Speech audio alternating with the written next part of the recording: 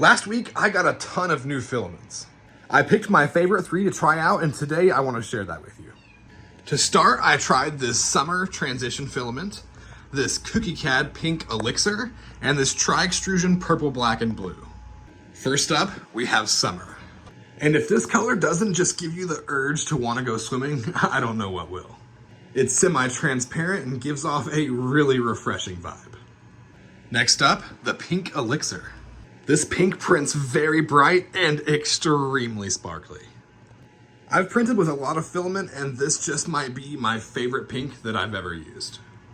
Lastly, we have our new tri-extrusion. And look closely because these printed perfectly. The transition on these dragons is beautiful and gives you everything you want out of a tri-extrusion filament. It's a tough call for which one of these dragons is my favorite, so I'm not gonna make it. Let me know instead which one was your favorite in the comments below. And make sure you're following so you can see what else is up next.